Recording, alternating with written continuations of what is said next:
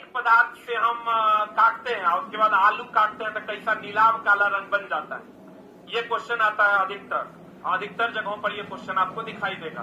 तो आप ध्यान रखिएगा हमेशा कि मंड या कार्बोहाइड्रेट, अब कार्बोहाइड्रेट में भी चला बहुत सारा टाइप का कार्बोहाइड्रेट होता है। आप कहेगा जैसे कार्बोहाइड्रेट में है आपका सरल कार्बोहाइड्रेट है, जटिल कार्बोहाइड्रेट है। तो कार्बोहाइड्रेट अलग अलग प्रकार का होता है। कार्बोहाइड्रेट में ग्लूकोज, फ्रुक्टोज, माल्टोज, गैलेक्टोज सब कार्बोहाइड्रेट है। ऐसा नहीं कार्बोहाइड्रेट के बदले में अगर ग्लूकोज दे देगा तो वो भी सही है। कार्बोहाइड्रेट के बदले ग्लूकोज, फ्रुक्टोज, माल्टोज, गैलेक्टोज ये सब कार्बोहाइड्रेट का एक प्रकार है। क्या है ये? तो मड या कार्बोहाइड्रेट जैसे ही आयोडीन से अभिक्रिया करेगा ये रंग जो देगा नीला से काला। ये देखो ये डैश का मतलब माइनस नहीं है, से है, या यूं कहें कभी कभी वर्ड बदल देता है नीलाभ से काला। क्या बना देता है? चला नीलाभ से काला। मड, एक मिनट रुकना, चला तब लिखना एकदम बढ़िया चकचका। आज जो पन्ना में लिखना है कल से बढ़िया वाला पन्ना लेके आना।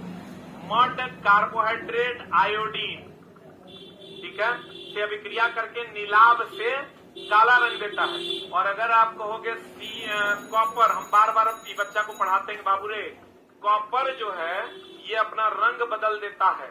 कॉपर अपना रंग कैसा कर लेता है? हरा। किसके कारण? Cu2O या H2S के कारण। और चांदी अपना रंग कैसा कर लेता है? काला। और ये किसके कारण कर लेता है? Ag2S के कारण। ये बिहार दरोगा का क्वेश्चन है, हम पहले भी आपको बोले हैं बिहार दरोगा 2023 का पीटी का क्वेश्चन है ही कि कॉपर पर किसकी परत जमती है तो वो हरा हो जाता है। कभी कभी कॉपर के जगह पीतल भी दे देगा। कॉपर की जगह क्या दे देगा? पीतल। आपको पता है पीतल में मैक्सिमम परसेंटेज किसका होता है? कॉपर का होता है। तो अगर कॉपर दे के या नहीं दे के पीतल दे देगा तो भी आंसर क्या है? सही है।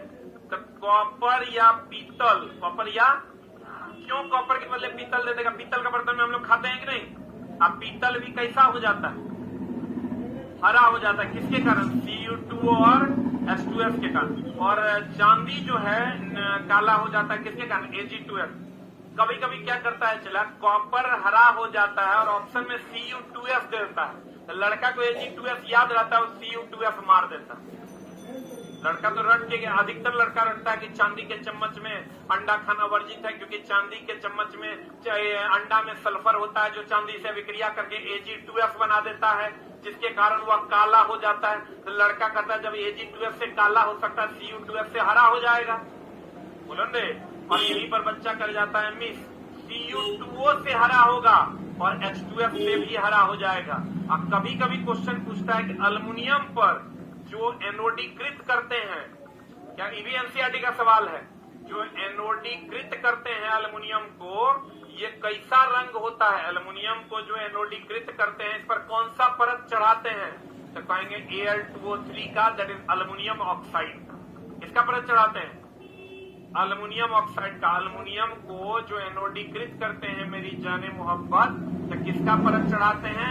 Al2O3 का। तो देखो आई सब चला, एकदम समझ लो भयानक तरीके से पूछे जाने वाले प्रश्न है। इसके खानदान में इतना क्वेश्चन है, इसको जल्दी से लिख लो।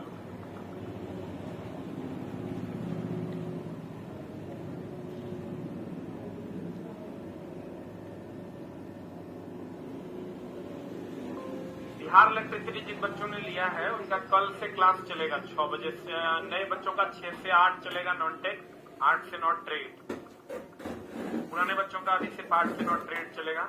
6 से 8 की जानकारी हम आपको अलग से देंगे। कल से ही स्टार्ट होना था, लेकिन बिहार इलेक्ट्रिसिटी को एक दिन के लिए एक्सटेंड किया गया है। 12 तारीख से स्टार्ट होगा।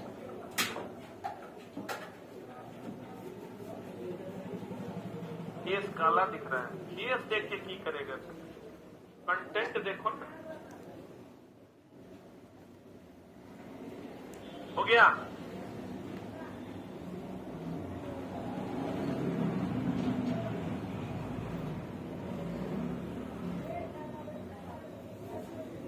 हो गया?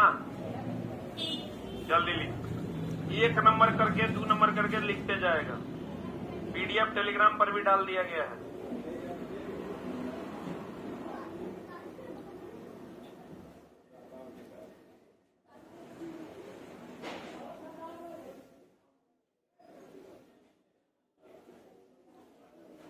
गया? ये पहला ऑब्जेक्टिव था आपका। दूसरा, पहला ऑनलाइन में प्रोटीन का परीक्षण CuSO4 से किया जाता है, जिसमें प्रोटीन का रंग कैसा हो जाता है? बैगनी। देखो चला प्रोटीन टेस्ट पूछने लगा है, क्वेश्चन ऐसा नया नया पूछता है, चला पता नहीं चलेगा चला पूछा क्या।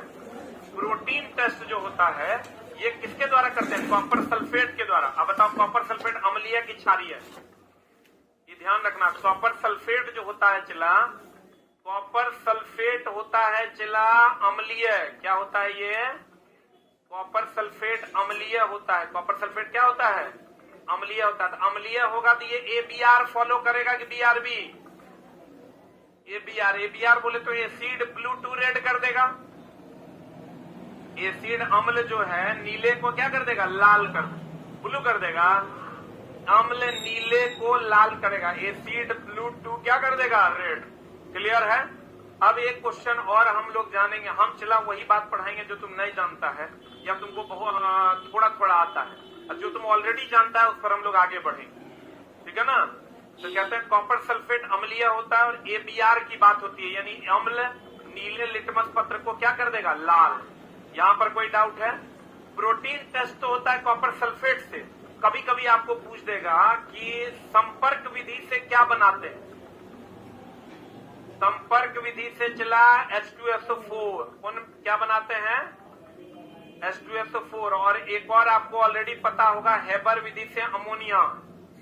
हेबर विधि से अमोनिया बनाते हैं। और एक और जान लो चला, फेन उत्प्लवन विधि से क्या होता है? सल्फर का निष्कर्षण।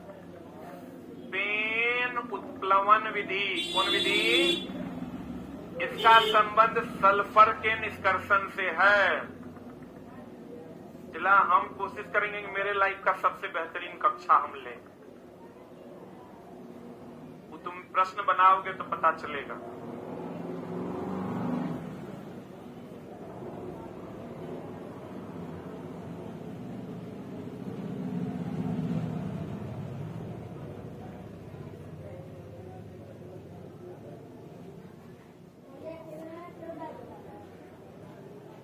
हो गया?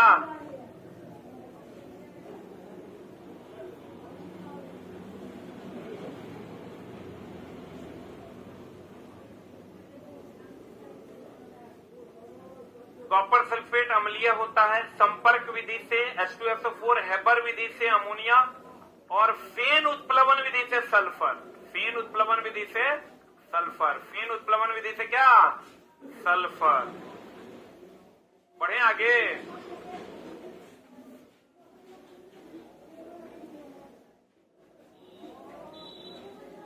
कहते हैं कार्बोहाइड्रेट को देखो ऊर्जा प्रदान करने वाला भोजन कहा जाता है।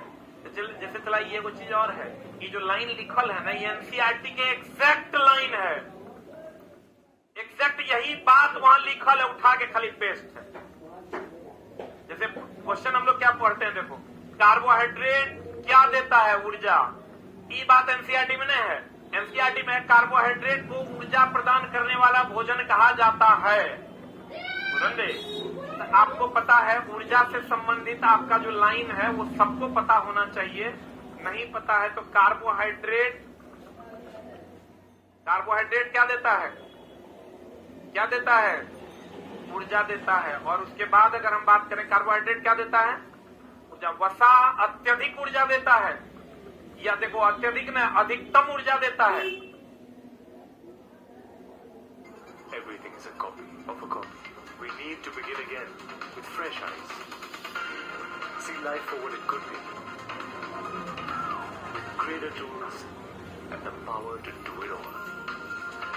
Stand apart and be powerfully unique. PW Set is back. Physics वाला स्कॉलरशिप कम एडमिशन टेस्ट आ चुका है फॉर क्लास 8, 9, 10, 11, 12 या ड्रॉपर। आप किसी भी क्लास में हो, आप ये एग्जाम को दे सकते हो और अप टू 9। अधिकतम ऊर्जा कौन देता है? वसा। ऊर्जा खाली कौन देता है? कार्बोहाइड्रेट। ऊर्जा खाली कौन देता है? कार्बोहाइड्रेट। बीपीएससी के लिए साइंस पढ़ा दीजिए सर। अब 2 दिन में बीपीएससी का एग्जाम है रे, टीचर वाला।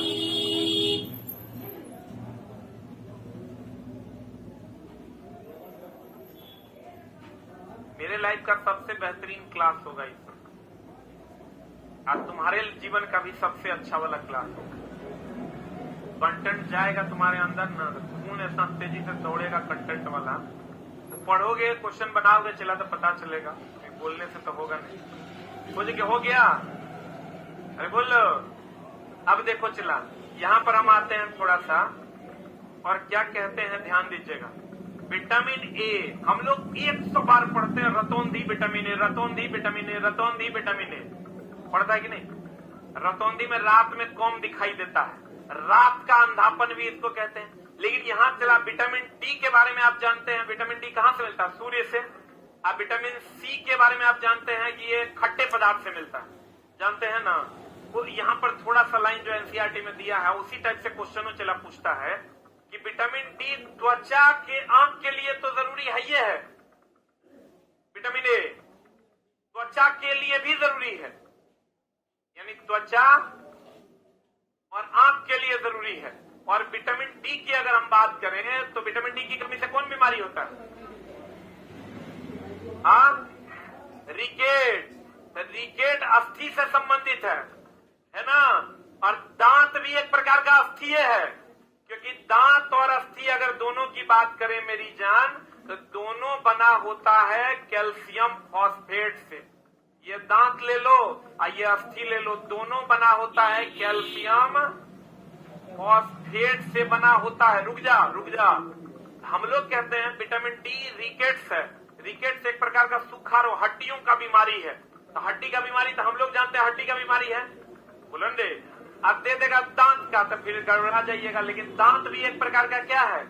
हड्डी है। तो कहते हैं विटामिन डी अस्थि और दांत के लिए प्रयोग किया जाता है। अगर इसकी कमी होगी तो दो चीजें आपका गलत हो जाएगा, दो चीजों में गड़बड़ी आ जाएगी, एगो अस्थि एगो दांत। और क्योंकि दोनों बना होता है किसका? कैल्शियम फॉस्फेट का। अधिक मात्रा में कैल्शियम और कम मात्रा में फॉस्फोरस। विटामिन सी रोग घाव के प्रति सुरक्षा। देखो विटामिन सी में दो बातें हैं। विटामिन सी हम लोग क्या पढ़ते हैं? रोगों के प्रति सुरक्षा, इसलिए कि कोरोना के टाइम में देखना विटामिन सी की गोली मिलती थी, क्योंकि अगर आप विटामिन सी का श्रवण करते हैं, विटामिन सी आप पीते हैं या खाते हैं टेबलेट के रूप में, तो रोग प्रतिरोधक क्षमता आपका बढ़ जाएगा, बोलेंगे। और रोग प्रतिरोधक क्षमता बढ़ जाएगा मेरी जान। लेकिन घावों को भी ठीक करने के लिए कौन चाहिए? Vitamin C. तो कहता है घाव के प्रति सुरक्षा भी कौन देता है? Vitamin C. अब मेरे दोस्त आप जानते थे विटामिन ए आंख के लिए, रतौंधी। अब जानिए आप किसके लिए? त्वचा के लिए। विटामिन डी अस्थि के लिए जानते थे, अब आप जानिए दांत के लिए। और विटामिन सी रोग के लिए आप जानते थे, रोगों के प्रति सुरक्षा के लिए। अब आप ये भी जानते होंगे ऑलरेडी, घाव के प्रति सुरक्षा के लिए। बोलवे नहीं करेगा तो हड्डी दे देगा, नहीं देगा तो दांत आंसर होगा। आंख नहीं देगा तो त्वचा आंसर होगा। यहाँ पर रोग नहीं देगा तो घाव भरना आंसर हो जाएगा। अब कहोगे दोनों दे देगा तो नहीं देगा, कोई एक ही गुण देगा, देगा तो एक से अधिक उत्तर मार दीजिएगा। बोलिए, तो ये आपका मामला है। और अस्थि और दांत किसका बना होता है? Calcium phosphate. Any doubt?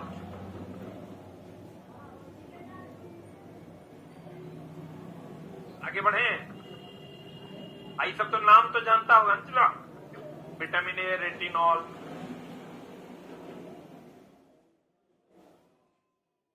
आई जो चला विटामिन सी है ना, घाव के प्रति सुरक्षा और रोग से लड़ने के लिए हमारे शरीर में एंटीबॉडी बनाने में सहायता करता है। कौन? Vitamin C. बढ़े, बढ़ गया क्या? 5 नंबर कहता है भोजन को गर्म का। अच्छा चला एक बात बताओ, जे तू जानता है ना उसको हम लोग इग्नोर करेंगे, वो तू पढ़ा हुआ है उस पर हम ज्यादा जोर नहीं देंगे। कि सबको पता है भोजन को धोएंगे बी या सी घुल के निकल जाएगा। तो नहीं जानत है जग में, सब जानत कि भैया धोएंगे ना तो बी और सी क्या हो जाएगा? निकल जाएगा। लेकिन आप जानिए कि भोजन को गर्म भी कीजिएगा तो विटामिन सी आसानी से नष्ट हो जाएगा, क्योंकि गर्म अगर आप भोजन को करते हैं तो मॉइस्चराइज होगा, मॉइस्चराइज होगा तो विटामिन सी आसानी से निकलेगा, निकलेगा तो गर्म करने तो जल जाएगा। अभी तक आप ये जानते थे कि बी और सी को अगर इसीलिए कहते हैं खट्टे फलों को काट कर नहीं धोना है, या सब्जियों को काट कर नहीं धोना है, पहले धोना है तब काटना है, न तो बी या सी पानी में घुल कर निकल जाएगा। लेकिन आज आप जानिए कि अगर आप पकाते हैं भोजन को तो बी निकले ना निकले, विटामिन सी आपका निकल लेगा। क्या करने से? पकाने से। आज जल के साथ घुलनशील कौन कौन है ये आप ऑलरेडी जानते हैं। जल के साथ घुलनशील कौन कौन है? बी और सी। जल के साथ घुलनशील कौन है? बी और सी। अब गर्म करने पर जो जल जाएगा, समाप्त हो जाएगा, वो कौन है? Vitamin C. समझ में आया? बोलन दे। ये बहुत बच्चों के लिए पढ़े भी होंगे और कुछ बच्चे नहीं भी पढ़े होंगे, तो आप दोनों बच्चे देख लीजिए कि जल में घुलनशील बी और सी। आप भोजन को गर्म करने पर जो नष्ट होगा वो विटामिन सी। क्लियर है? बोलो हाँ। आंसर। अब देखो रुक्षांश क्या होता है? रुक्षांश की अगर हम बात करें, चला देखो कभी कभी आप क्या कीजिए, चला इसबगोल वगैरह कभी पिए हैं? इसबगोल क्या है? चला वो लोग कहता है कब्ज वगैरह है ना, तो इसबगोल पी लो। अब पेट गर्म हो गया, इसबगोल पी लो। इसबगोल एक प्रकार का फाइबर है। क्या है वो?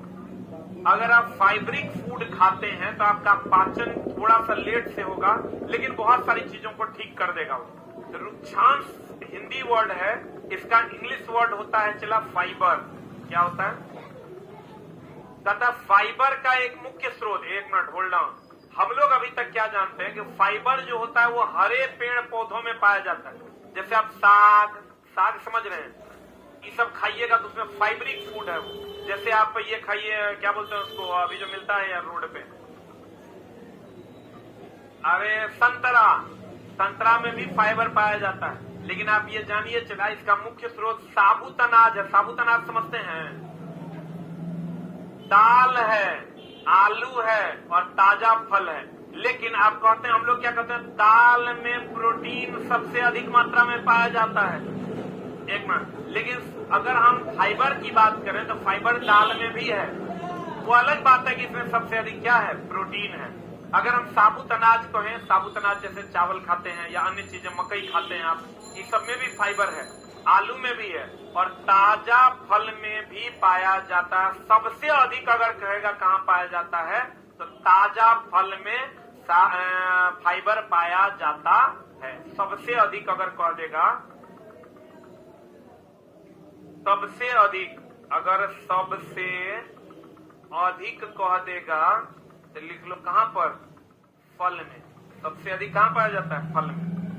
अब चला इससे भी ज्यादा फाइबर पाया जाता है शैवाल में। लेकिन क्या हम लोग शैवाल खाते हैं? हम लोग शैवाल नहीं खाते हैं।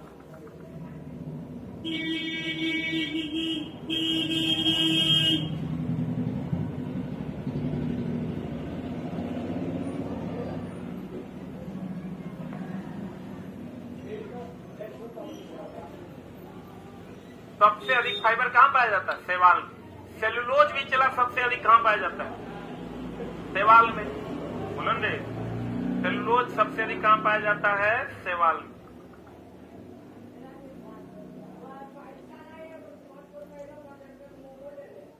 चलते हैं चला अगले प्रश्न की ओर।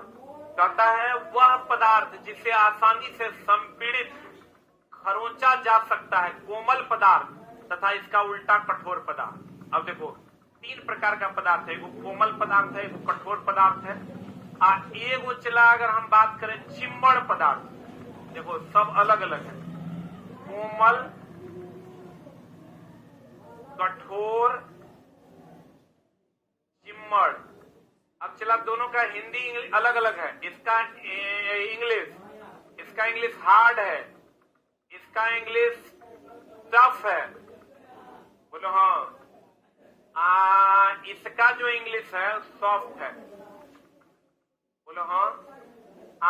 इलास्टिक प्लास्टिक तो जानता होगा। इलास्टिक जिसको हम खींचे तो पुनः अपने शेप में आ जाएगा। अब प्लास्टिक जिसको खींचे तो पुनः अपने शेप में नहीं आए। लेकिन मेरे दोस्त कोमल, कठोर और चिम्मड़ समझ लो। कोमल तो कोमल है। कोमल क्या है? कहता हुआ पदार्थ जिसे आसानी से संपीड़ित और खरोंचा जा सके। जैसे आप ले लीजिए पनीर, कोमल है, उसको खरोंच भी सकते हैं, आसानी से उसको संपीड़ित भी किया जा सकता है। तो कोमल के बारे में तो कोई बात नहीं करेंगे, लेकिन हार्ड और चिम्मड़ के बारे में बात करेंगे। एक बात वो नहीं करेंगे, एक एग्जाम्पल देंगे और आप तुरंत समझ जाइएगा।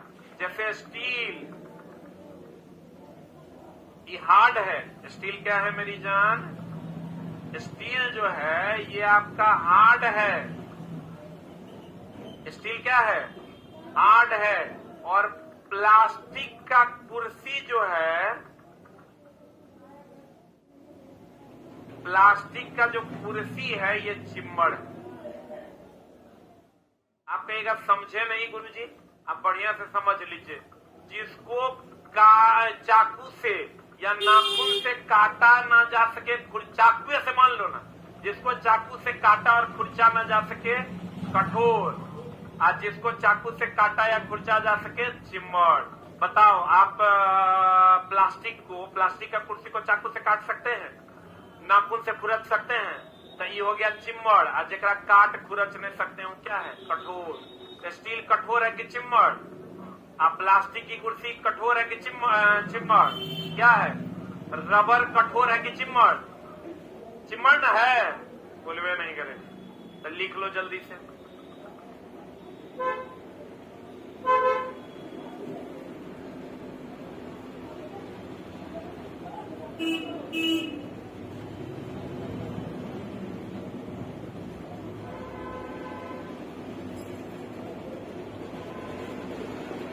वो छोटा लिखता है अच्छा पढ़ा लेते हैं।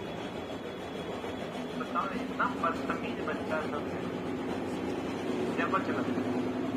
अब हम लोग आते हैं कांच, जल, वायु, कुछ प्लास्टिक पारदर्शी पदार्थ है। ध्यान से समझना, यहां लगल है कुछ प्लास्टिक।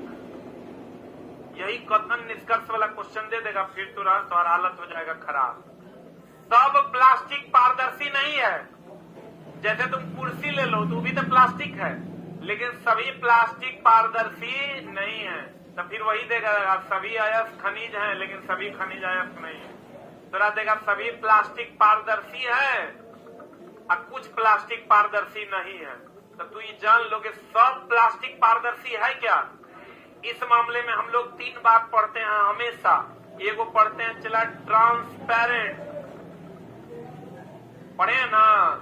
एगो पढ़ते हैं ट्रांसपेरेंट, एगो पढ़ते हैं चला ट्रांसलूसेंट, और एगो पढ़ते हैं हम लोग ओपैक। बोलो हाँ। ट्रांसपेरेंट कहते हैं आर पार दिखेगा, आर पार दिखेगा। इसको क्या कहते हैं? ट्रांसपेरेंट। ऐसे भी नहीं हम लोग कहते हैं बड़ा ट्रांसपेरेंट है, मतलब आर पार क्या हो रहा है? दिख रहा। ट्रांसलूसेंट का मतलब पारदर्शी के अपारदर्शी। हाँ, इसको कहते हैं अर्ध पारदर्शी। क्या कहते हैं इसको? देखो चला एक एग्जाम्पल पूछता है। एगो थीन पेपर जान रहे हो, आप सूती कपड़ा देख रहे हो, ये क्या है? अर्ध पारदर्शी। एगो होता है चला ओपैक। क्या होता है? ओपैक। तीसरा होता है ओपैक। ओपैक बोले तो अपारदर्शी। अपारदर्शी। अपारदर्शी में बताओ स्टील क्या है? अपारदर्शी है। लोहा क्या है? अल्युमिनियम क्या है? रुक रुक रुक, आइए 1 मिनट होल्ड डाउन। कहते हैं ट्रांसपेरेंट। फेरेंट लिखा गया है। ट्रांसपेरेंट। ट्रांसपेरेंट बढ़िया समझना चला। ट्रांसपेरेंट। ट्रांसपेरेंट। अब देखो इसको याद ऐसे रखना चला, ये गड़बड़ा जाता है बच्चा। ट्रांसपेरेंट का मतलब है कि ऐसे भी हम लोग कहते हैं ना बड़ी ट्रांसपेरेंट, मतलब आर पार दिख रहा है। बोलो हाँ, एकरा में कोई झोल है? अब ये दोनों तुम्हारे एग्जाम हॉल में उल्टा पलटी हो जाएगा, ओपैक और ट्रांसलूसेंट। एगो बात बताओ, हम लोग कहते हैं ट्रांसजेंडर। ट्रांसपेरेंट याद है ना? अब ट्रांसलूसेंट और ओपैक में गड़बड़ी होगा। ट्रांसजेंडर। ट्रांसजेंडर मतलब बीच वाला, किन्नर बोलते हैं ना। तो ट्रांसजेंडर मतलब बीच। एगो पारदर्शी जो आर पार दिखेगा, एगो अपारदर्शी जो आर पार नहीं दिखेगा। बोलो ना रे। अब तुम इसको ऐसे भी याद कर सकता है चला कि अपारदर्शी ओपैक, अपारदर्शी ओपैक। और ट्रांस से मतलब बीच वाला, आधा मेल और आधा फीमेल, मतलब आधा मेल आधा फीमेल, आधा आधा होगा तो अर्ध पारदर्शी होगा, बोलवे नहीं करेगा। ट्रांसपेरेंट आर पार, ट्रांसलूसेंट अर्ध आर पार, आधा पार आधा नहीं पार। और ओपैक बोले तो ओपैक अपारदर्शी, ओपैक अपारदर्शी, ओपैक अपारदर्शी। लिख लिया। एक मिनट, अगर तुमको पूछेगा थीन पेपर, क्या पूछेगा? थीन पेपर पूछ देगा। आर पार थोड़ा बहुत दिखता है कि नहीं? सूती कपड़ा अर्ध है कि अपारदर्शी? जल्दी से लिख लो।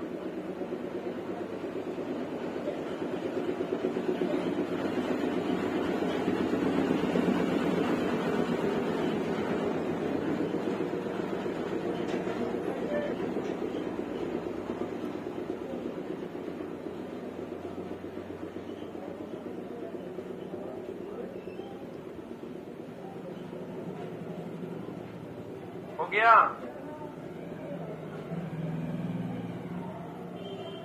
अरे लिख लिए? नंबर दे दे के लिख रहा है चला, व्हाइट पेज में लिखो एकदम चक। आगे बढ़े। अगला बात ये देखो, कपास देख लो चला, यही कपास है। एकरे से तुम्हारे एग्जाम में क्वेश्चन बन जाएगा फिगर देख के। कपास की प्राप्ति क्या हुआ उसको? हाँ, चक्कर आ रहा है। कपास की प्राप्ति किससे होती है? ये चला, कपास मतलब रुइया समझ रहा है। इसकी प्राप्ति किससे होती है? फूल से। हमेशा ध्यान रखना, रबर जो है ये रबर प्राप्त होता है आइसोप्रीन से। किससे प्राप्त होता है चला? रबर आइसोप्रीन नामक बहुलक से प्राप्त होता है। और चला, रेशा दो प्रकार का होता है, ये ध्यान रखना। एक होता है प्राकृतिक रेशा, इस पर भी बहुत सारे प्रश्न पूछे जाते हैं। एक होता है चला प्राकृतिक रेशा, और एक होता है कृत्रिम रेशा। प्राकृतिक रेशा की अगर हम बात करें तो इसमें क्या क्या आ जाएगा तुम्हारा? देखो, रबर अगर खाली रबर है तो प्राकृतिक है, और संश्लिष्ट रबर है तो कृत्रिम है। इसका मतलब उसमें सल्फर मिला दिया गया है। बोलो हाँ। रबर आ गया, कपास आ गया, बोलो दे। और कौन आ गया? जूट। जूट जानते हो? और कौन आ गया? पटसन। जूट पटसन एक ही है चला, जूट लिख लो। उसके बाद और बोलो, रेशम। रेशम जो है ये सब क्या है? प्राकृतिक। और कृत्रिम में आ जाओ, पहला कृत्रिम रेशा जो है नायलॉन है। उसके बाद कौन है? पॉलिस्टर है। कौन है चला? नायलॉन के बाद क्या है? पॉलिस्टर। कौन है? पॉलिस्टर। इसके बाद है रेयॉन। क्या है? रेयॉन। कृत्रिम रेशा है। जल्दी से लिख लो।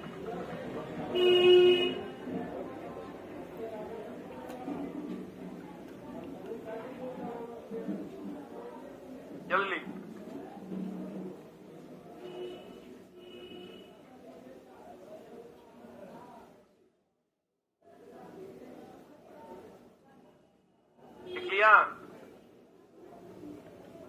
रबर की अगर हम बात करें तो रबर कहां से मिलता है? आइसोप्रीन से। और कपास कहां से मिलता है? रुई से। कपास की प्राप्ति पौधों के फूल से होती है। कपास की प्राप्ति कहां से होती है? कपास की प्राप्ति फूल से होती है। Rubber isoprene. रबर कहां से मिलता है? आइसोप्रीन। और रबर के बारे में कभी कभी पूछता है किससे मिलता है? लेटेक्स से। कहां से मिलता है चला? ये हेविया ब्राजीलियंसिस एक पेड़ है जो अमेजन के जंगलों में पाया जाता है, उसके लेटेक्स यानी दूध से मिलता है हमको रबर। क्या नाम है उस पेड़ का? जो रबर है ये मिलता है हेविया ब्राजीलियंसिस। हेविया ब्राजीलियंसिस। हेविया ब्राजीलियंसिस के पेड़ से मिलता है। क्या? पेड़ के लेटेक्स से। पेड़ के लेटेक्स यानी दूध से। पेड़ के लेटेक्स यानी किससे? दूध से मिलता है। क्या क्या मिलता है दोस्त? रबर। हेबिया ब्राजीलियंसिस के पेड़ के दूध यानी लेटेक्स से प्राप्त होता है। हिबिया नहीं चला, हेबिया, हेबिया ब्राजीलियंसिस। और ये पेड़ कहाँ पाया जाता है? अमेजन के जंगलों में पाया जाता है। ये वो लिखता है, मेरा तारीफ करो न तो लाइव बंद कर देंगे। लिखता है सर आप पढ़ाते हैं दिल गार्डन गार्डन हो जाता है। चला मेरा तारीफ नहीं करेगा तो फिर हम एकदम लाइव भी बंद कर देंगे, पैसा लेके पढ़ाएंगे। छोटा सा अटपट लिखेगा। अभी देखो वो लिख रहा है, गुड़िया तुम रोज कहीं नहीं आती है पढ़ने। अब मान लो कि गुड़िया आ भी जाएगी पढ़ने तो उससे तुम उसका कमेंट्स ही तो देख पाओगे। आप देखो ये हो गया, अरे हुआ, इधर आ जाओ, इधर इधर इसको मिटाएं। कौन सा पेड़ से? हेबिया ब्राजीलियंसिस के लेटेक्स से। किससे? लेटेक्स से। आइसोप्रीन कह देगा चला रबर एक प्राकृतिक बहुलक है, लेकिन अगर कह देगा संश्लिष्ट रबर, तो संश्लिष्ट का मतलब एक कृत्रिम होता है। आ जाओ इधर। कहते हैं मेरी जान, सूखे पौधों को की डंडियों को आसानी से अलग करना क्या कहलाता है? थ्रेशिंग। ये चला सबको पता होगा, किसान के बच्चे हैं हम लोग के लिए तो नॉर्मल बात। सूखे पौधों की डंडियों से अनाज को अलग करना सब थ्रेशरिंग जानता है। लेकिन एनसीईआरटी में प्रश्न था तो ये वन लाइनर आपके सामने उपस्थित है। इस पर हम लोग ज्यादा टाइम ना देते हुए अगले में चलते हैं। अनाज से भूसी को अलग करना ये निष्पावन है। सब क्वेश्चन है एनसीईआरटी में, अगर मजाक में नहीं लेना। अनाज से भूसी को अलग करना निष्पावन क्या है? निष्पावन कहलाता है, जिसको इंग्लिश में विनोइंग कहते हैं। क्या कहते हैं? चला अनाज से भूसी को अलग करना विनोइंग यानी निष्पावन कहलाता है। लेकिन यही अगर तुरा कह देगा सूखे डंठल कपा किधर गया, सूखे पौधों की डंडियों से अनाज को अलग करना क्या कहलाता? थ्रेशिंग। तो बताओ तो चला ई बात दोनों अलग अलग है कि नहीं है? ई तो हम लोग तब जो भूसी वगैरह अलग करते नहीं या गुंडा अलग करते हैं। गुंडा जानता है रे, वो फिल्म वाला गुंडा नहीं होता, धान में चावल में का जो गुंडा होता है उसको हम लोग करते हैं अलग। उस विधि को हम लोग निष्पावन कहते हैं। क्या कहते हैं इसको? और चला तुमको हम हमेशा पढ़ाते हैं कि समुद्री जल का शुद्धिकरण किसके द्वारा होता है? किसके द्वारा? आसवन। समुद्री जल का शुद्धिकरण जो है ये आसवन विधि द्वारा होता है। कौन विधि द्वारा? और पेट्रोलियम का शुद्धिकरण जो है, पेट्रोलियम का शुद्धिकरण ये होता है प्रभाजी आसवन विधि द्वारा। और अगर कह देगा स्विमिंग पूल का पानी किससे साफ होता है? स्विमिंग पूल का पानी किससे साफ होता है? क्लोरीन से। किससे? आयोडीन से भी। और अगर तुमको कह देगा पीने वाला पानी हम लोग जो साफ करते हैं फिल्टर में, वो किससे साफ होता है? पराबैंगनी किरण से। इसीलिए देखना केंट का प्यूरिफायर आप खरीद के लाओगे, उस पर लिखल रहता है यूवी प्लस। क्या लिखल रहता है? UV plus. आज तरीके लाइट कैसे कट गया क्या?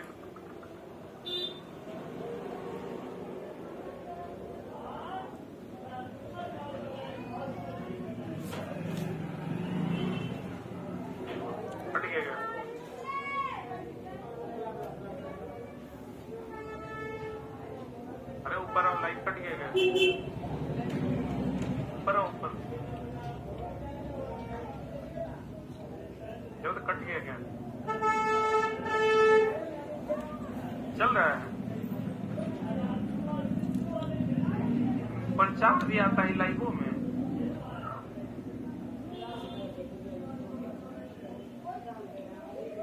नीतीश कुमार लो तो नाम ले लिया। देखो तुम लोग में चल रहा है।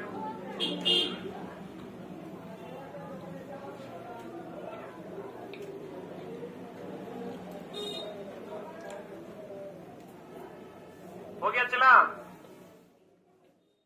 देखो नेट वेट जाएगा फिर उड़ा जाएगा। समुद्री जल जो है ये आसवन विधि द्वारा पेट्रोलियम का शुद्धिकरण प्रभाजी आसवन। स्विमिंग पूल पूल का पानी Cl2 या आयोडीन और की गोली डाल देते हैं। बाढ़ का पानी भी चला, ये लिख लो, बाढ़ का पानी, बाढ़ का पानी किसके द्वारा? क्लोरीन, पीले वाला पानी।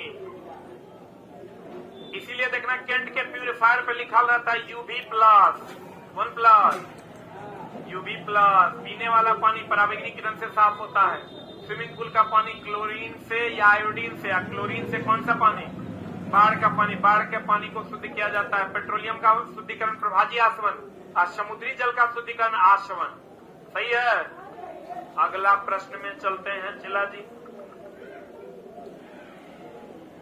अगला प्रश्न आपके स्क्रीन पर ये रहा, मिश्रण के नीचे तली में बैठा अवक्षेप।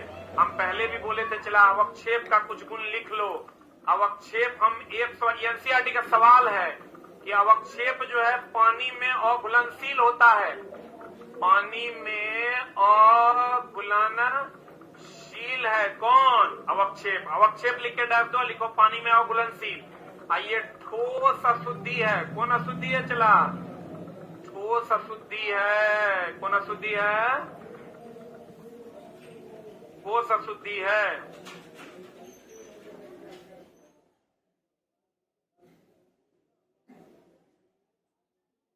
ठीक है, कौन अशुद्धि है? ठोस अशुद्धि है। कहता मिश्रण के नीचे तली में बैठे अवक्षेप को अवसादन तथा ऊपरी भाग को अलग करना क्या कहलाता है? निस्तारण। अब देखो चला, ये जो तुम पानी डाले हो, यहाँ जो गंदगी नीचे अलग हुआ है, इसको हम लोग कहते हैं अवक्षेप। ये जो ऊपर वाला मटेरियल है, इसको हम लोग कहते हैं निस्तारण।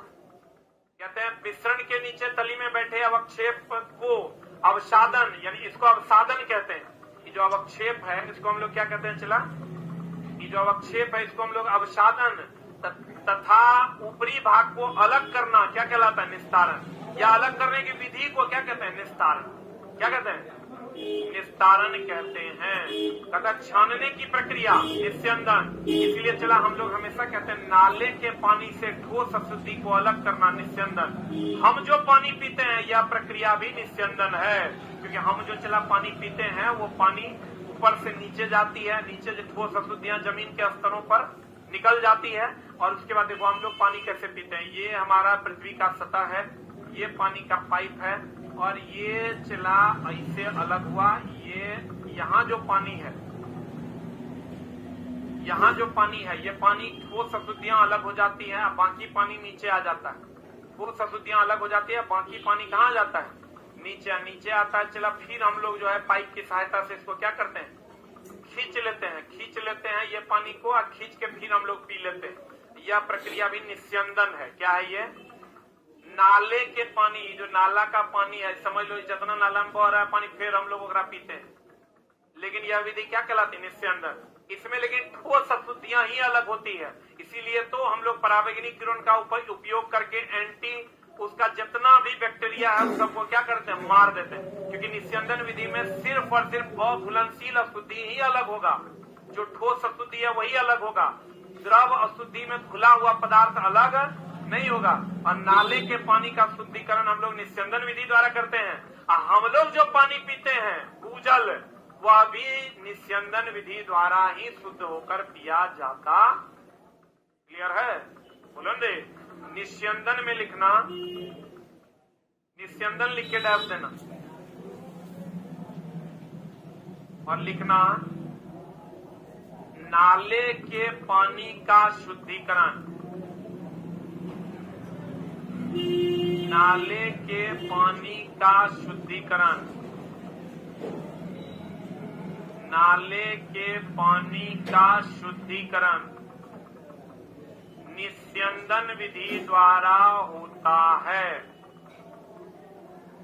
नेक्स्ट, हम लोग जो पानी पीते हैं, हम लोग जो भूजल पीते हैं, हम लोग जो भूजल पीते हैं वह भी निस्यंदन विधि द्वारा शुद्ध किया किया जाता है? हम लोग जो भूजल पीते हैं कौन विधि द्वारा चला? निस्यंदन विधि द्वारा क्या किया जाता है? शुद्ध किया जाता है। या हम लोग ऐसे कह सकते हैं, निस्यंदन बोले तो नाला का पानी, हम तो ऐसे ही याद रखे चला, निस्यंदन बोले तो नाला का पानी, या निस्यंदन बोले तो भूजल का शुद्धि का भूजल जो हम लोग डायरेक्ट पीते हैं वो। और निस्यंदन में ठोस अशुद्धि अलग होता है, ये बात भी लिख लो। निस्यंदन में कौन अशुद्धि अलग होता है? ठोस अशुद्धि अलग होता है। निस्यंदन की अगर हम बात करें चला, इसमें ठोस अशुद्धि जो है वो अलग हो जाता है। निस्यंदन में ठोस अशुद्धि अलग होता, निस्यंदन में ठोस अशुद्धि अलग होता। निस्यंदन में कौन अशुद्धि अलग होता है? ठोस अशुद्धि अलग होता है।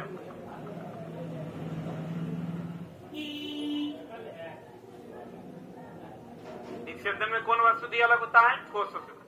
अब चला देखो, कहते हैं क्वेश्चन कहता है, लाइन कहता है, कमजोर तना जो भूमि पर फैलता है विसर्पी लता कहलाता है। ये देख लो, ये जो जमीन पर कमजोर तनाएं फैलती है इसका नाम कौन लता है? विसर्पी लता। कल हम पढ़ाए थे एक जगह, स्तंभ जड़ किसको कहते हैं? बरगद से जो निकलता है स्तंभ जड़ जो है, स्तंभ जड़ जो है चला, ये कहां से निकलता है? बरगद से निकलता है। बरगद से निकलने वाला आरोही जड़ किसका? आरोही जड़ किसका? आर्किड का। किसका? आर्किड की जो जड़ें होती है वो कैसी जड़ें होती है?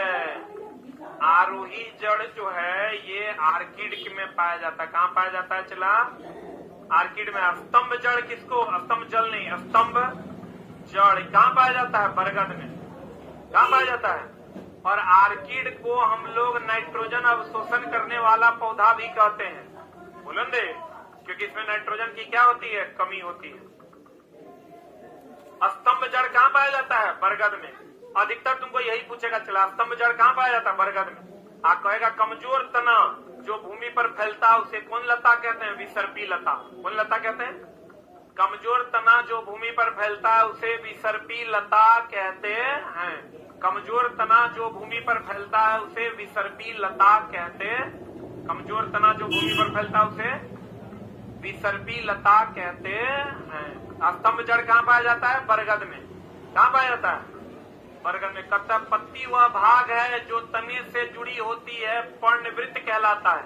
पत्ती का जो भाग, ये वाला भाग, यही थे, जो तने से जुड़ा होता है उसे पर्णवृत्त कहते हैं। क्या कहते हैं उसको? अब कभी कभी चला क्वेश्चन पूछ देता है, एनसीईआरटी पूछता क्या है, एनसीईआरटी में दिया हुआ है, ये वाला भाग देख लो, ये जो पत्ती का ये वाला भाग है इसको हम लोग कहते हैं सिरा। क्या कहते हैं इसको? ये जो बीच वाला भाग है इसको कहते हैं, क्या कहते हैं? मध्य सिरा। क्या कहते हैं इसको? मध्य सिरा। यही जो भाग है ये पर्णवृत्त। एनसीईआरटी में यही 3 को सवाल दिया हुआ है, सिरा, मध्य सिरा और पर्णवृत्त। हाँ, ये वाला, अरे क्या बात है, यही क्वेश्चन आया था, फिगर वाला क्वेश्चन, अगर तुम देखा होगा तुमको मिलेगा। अच्छा एक बात पता चला, पौधों में वाष्पीकरण होता है कि देखो ऑनलाइन वालों तुमको भी हम एक सवाल देते हैं, बड़ा सिंपल सा सवाल है। पौधों में, ऑफलाइन वाले तुम भी बताएगा, पौधों में वाष्पीकरण होता है कि वाष्पोत्सर्जन होता है? जल्दी से ऑनलाइन वाले तू भी जवाब देगा। ये क्वेश्चन हमको मिला तो बड़ा हंसी लगा कि साला कितना गड़बड़ गड़बड़ काम कर रहा है बच्चा, यहाँ पढ़ते पढ़ते मर रहा है, पूछने वाला साफे पगला रहा है। वाष्पीकरण और वाष्पोत्सर्जन में अंतर है। पानी का वाष्पीकरण होता है बुलंदे, और वाष्पोत्सर्जन किसका होता है? पौधे में। पौधे में कहां से? रंध्र से। कहां से चला? पौधे के रंध्र वाले भाग से क्या होता है? वाष्पोत्सर्जन। पौधे के रंध्र वाले भाग से क्या होता है? वाष्पोत्सर्जन होता है। वाष्पीकरण कहाँ? पानी का। वाष्पीकरण कहाँ? लेकिन एक बात ध्यान रखना, अगर रंध्र से कह देगा वाष्पोत्सर्जन नहीं है तो वाष्पीकरण उत्तर होगा। इसका ध्यान रखना। अगर वाष्पोत्सर्जन नहीं देगा तो वाष्पीकरण सेकंड आंसर होगा। रंध्र क्या होता है? पत्तियों में जो छोटा छोटा छिद्र होता है, बोलवे नहीं करेगा।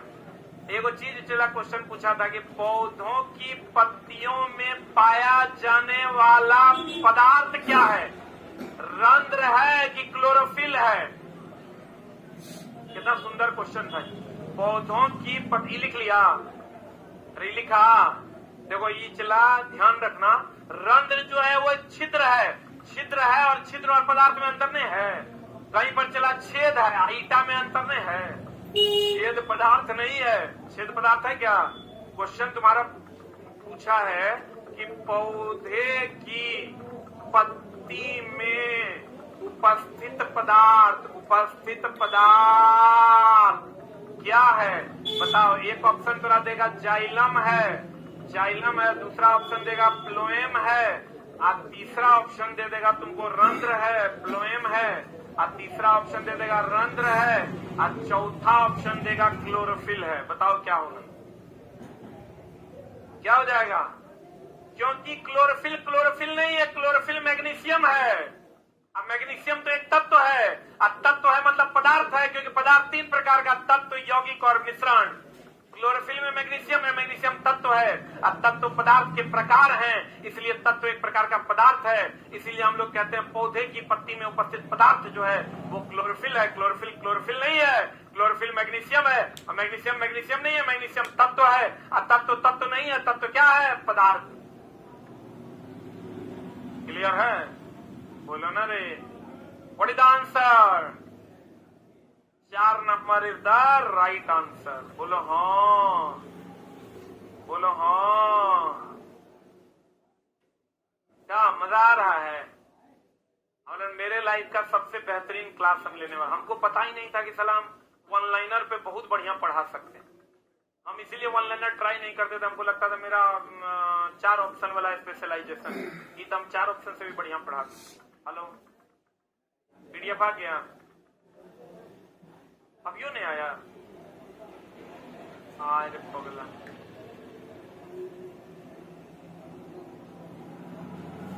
बाप रे, चला रही 3 बजे से बोल रहा है 5 मिनट। अब तुरा लगेगा गुरुजी आपके झूठ बोल रहे हैं। हेलो हेलो सागर जी, क्या हुआ? सागर जी पक्का आ रहे हैं कि झूठ बोल रहे हैं? कितना देर में आ जाइए? 10 मिनट हम आ जाए। ये तो सागर जी 3 बजे से ही मामला चल रहा है।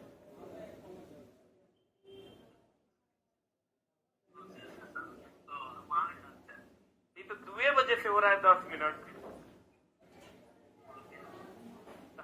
अब यूं तो आप हमको हम 6 बजे कॉल करके बोले चल दिए हैं।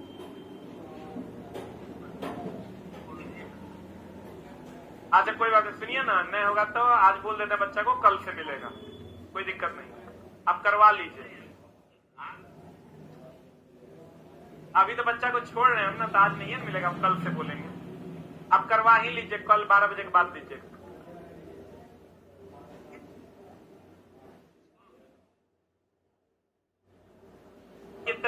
कितना ला रहे हैं? 1000 के बाद बच्चा अभी 2000 है। कोई बात नहीं, कल देंगे। आप करवा के आके रख दीजिए, कल देंगे। सुन लिया? चला, हम झूठ नहीं बोलते। हम ये पीडीएफ लाने के लिए उनको छुट्टी भी दे दिया ड्यूटी से।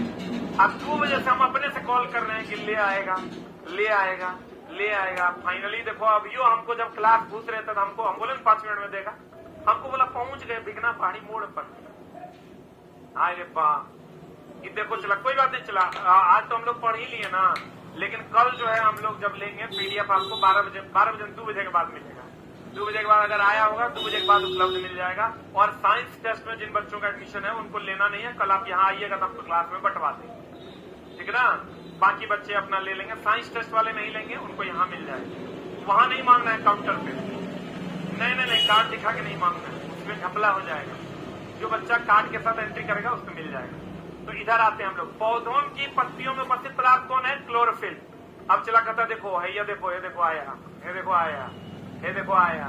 हम यही ना भी पढ़ा रहे थे, हम बोले थे पत्ती से जल के वाष्पीकरण की प्रक्रिया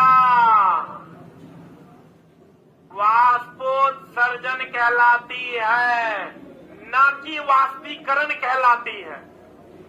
वाष्पीकरण की वाष्पोत्सर्जन क्या कहलाती है?